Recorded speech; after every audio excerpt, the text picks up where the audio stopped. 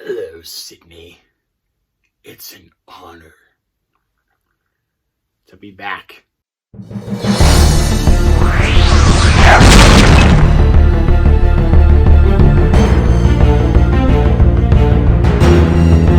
What is up, my fellow movie lovers, and welcome back to the Luke Ponzo channel. Thank you guys so much for clicking on this thumbnail here today. Hope you guys enjoy your stay, and let's get another movie review out of the way. And finally, you guys, my very first film review of 2022, of an actual 2022 film. Today, we're going to finish up my Scream series in reviewing Scream 5. I don't want to call it Scream or Scream 2022. I call it Scream 5. Because that's what the title was initially supposed to be called, was Scream 5. But then they just followed the trend of like Halloween 2018 and then Candyman 2021. I'm calling it Scream 5. So, this is directed by the guys that brought you Ready or Not, which is a film that I really enjoy. And once again has the great cast of Neve Campbell, David Arquette, and Courtney Cox. We'll also bring in some new members like Minnette and Jenna Ortega, amongst others. 25 years after the original Woodsboro murders, Tara is attacked by Ghostface, and it turns out that they are going to need help from Sydney, played by Neve Campbell, and Dewey, played by David Arquette.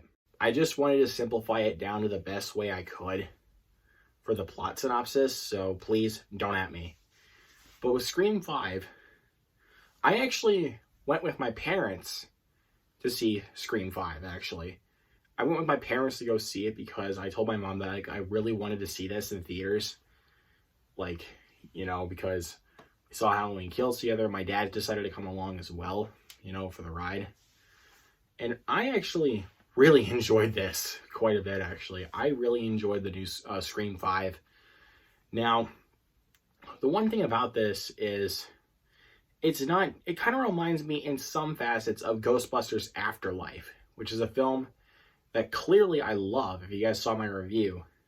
But with this movie, it does kind of give the fans what they want in regards to bringing back some of the cast of Neve Campbell, Courtney Cox, and David Arquette, bringing them back for this movie. It kind of does what Ghostbusters Afterlife did, which is kind of bringing back the OG cast. Now, again, that's kind of a spoiler for Ghostbusters Afterlife if you guys have not seen it, but hey, work with me here, okay? Because I'm sure a lot of you guys have already seen Ghostbusters Afterlife that are watching this video. But with this movie, I feel like them bringing back some of the cast of the original Scream, I think does help this movie, if I'm going to be honest, because it's giving the fans what they want, but also trying a little bit something different, while not just being your typical Scream movie, while not just focusing on these characters of Sydney, Dewey, and Courtney Cox's character of Gail.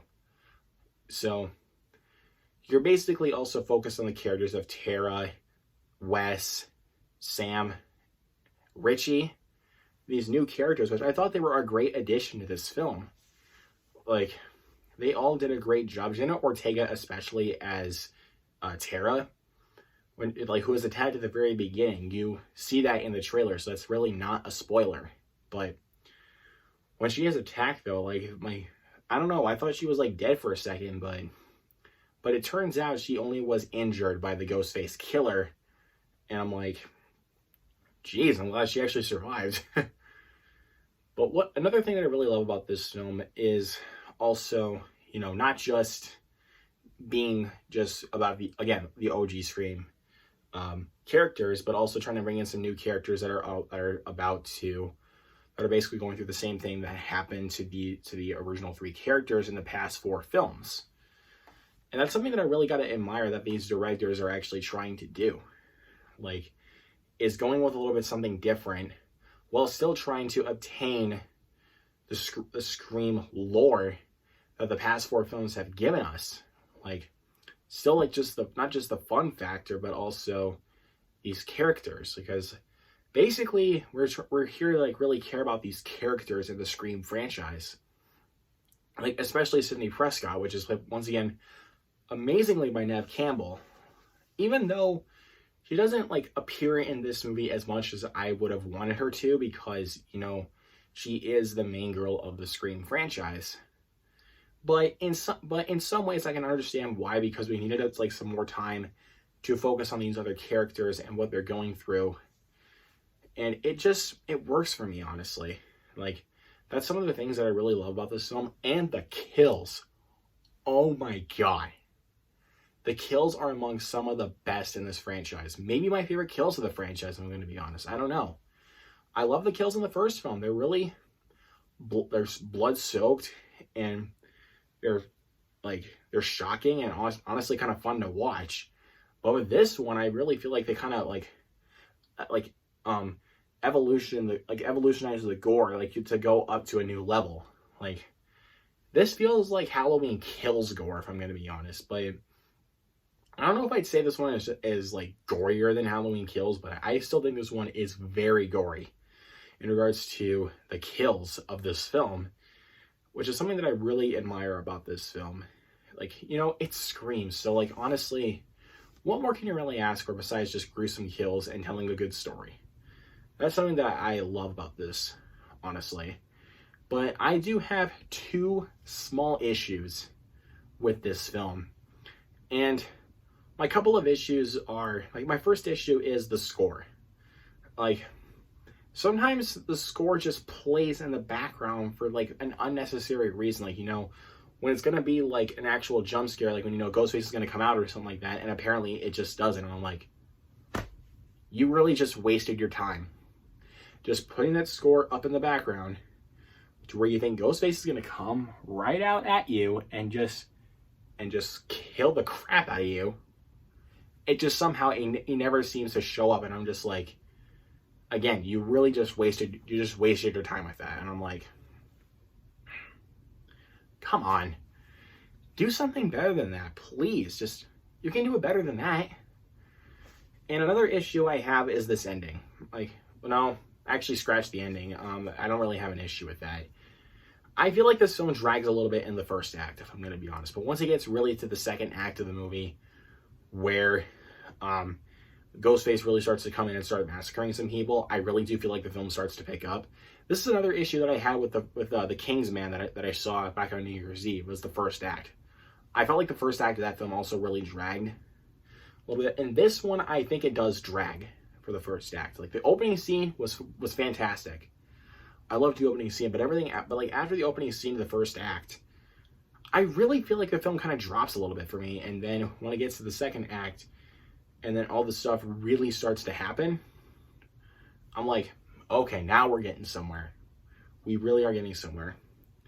But nonetheless, without those, like, just with those flaws alone, Scream 5 is an absolute blast in the movie theater. If you're hardcore Scream fans, you're gonna love this film. If you're not, like, hardcore Scream fans, I say give this film a chance, because I think you're still gonna have fun with this regardless.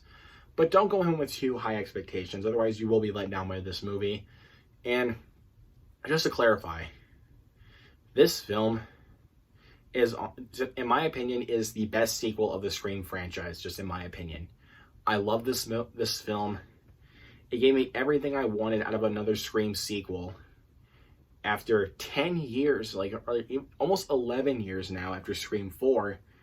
And yeah, I really feel like this film just gave me everything I wanted and then some. I actually had a really great time with Scream 5. And I'm going to give Scream 5 an A-. And again, like I said, this film is a blast from start to finish. Again, like I said, it drags a little bit in the first act. The score gets a little bit iffy on my part. It gets a little bit overbearing at times. But overall, for Scream fanatics, you will dig this movie. It is a fun ride. And I just can't get enough of this film, like, honestly. I couldn't get enough of it while I'm watching it in theaters. And I cannot wait to watch it again at some point. I'm almost thinking about going to see this film again in theaters, if I'm going to be honest. Like, that's a rare occurrence. Like, never in my life I really feel like going to see a film a second time in theaters. But I might see this film a second time. But we'll see. But obviously, this is all my opinion. Let me know down in the comments below what you guys think of Scream 5. And also, what is your favorite Scream sequel up to this point? Like, just let me know down in the comments below, guys. I love talking about movies with you guys. And also, hit that subscribe button down below. Click on that notification bell to get notified of all my videos that I upload here on the channel. And also, hit the thumbs up as well, because it's very beneficial for me to get my content out there. You guys are awesome. Thank you guys so much for your continued support of the channel at this point. Look out for more awesome content here on the channel very, very soon. I will be doing a live franchise ranking of the Scream films at some point, maybe sometime this week or maybe next week.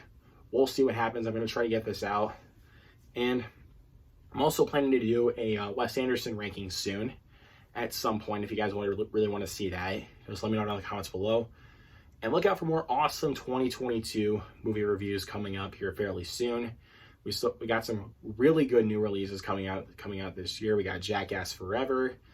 We got Lightyear coming out. Death on the Nile, amongst others. The Batman, even. Yes, we got a lot of good and awesome content to look forward to in the year 2022. You guys are awesome. Once again, guys, thank you all so much for watching. If you guys want to see more content from me, make sure you subscribe. I will see you guys next time.